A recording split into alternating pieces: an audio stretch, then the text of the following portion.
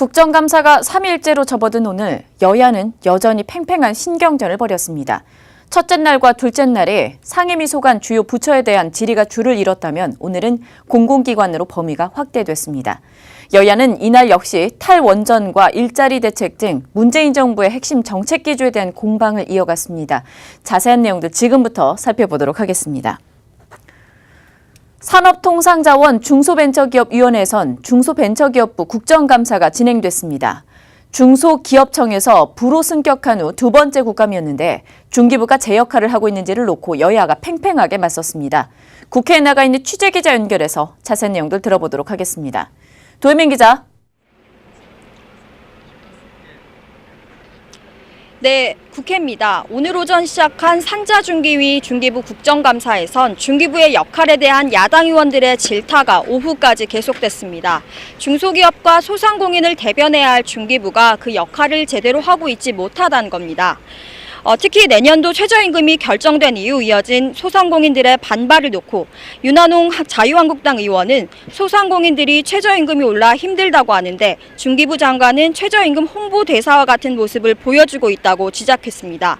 소상공인 측에서 요구하고 있는 최저임금 업종별, 지역별 차등 적용에 대한 이야기도 나왔습니다. 홍종학 장관은 정책으로 인해서 피해를 입는 사람이 있으면 안 되기 때문에 유연하게 정책을 집행해야 한다고 하면서 현재 정부 내에서 심도 있는 논의가 진행 중이라고 답변했습니다.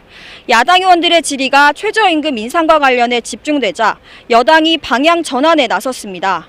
우원식 더불어민주당 의원은 소상공인들의 어려움이 최저임금 때문인지 갑의 횡포 때문인지를 논의하는 자리라며 국감의 폭을 넓혀야 한다고 주장했습니다. 야당은 또 소상공인 연합회에 대한 중기부의 사찰 의혹을 제기했습니다. 올해 초에 있었던 소공연 회장 선거 과정에 중기부가 개입했다는 건데 홍 장관은 소공연 측에서 회원사 자격에 대한 관리 감독 요청이 있었고 그에 따라 처리한 것이라고 설명했습니다.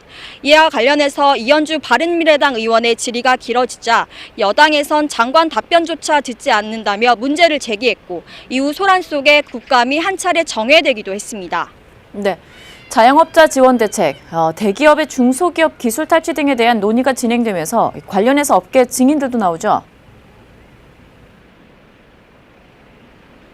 네, 본질 이후 추가 질의가 시작된 조금 전 오후 5시쯤 손동현 두산인프라코어 사장과 백종원 더본코리아 대표가 포함돼서 증인 7명과 참고인 2명이 출석했습니다.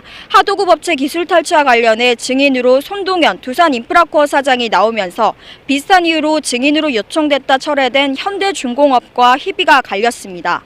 참고인으로 출석하는 백종원 더본코리아 대표에겐 방송 출연에 따른 간접 광고 문제점과 골목상권 살리기에 대한 대책을 듣기 위한 질의가 이어질 예정입니다.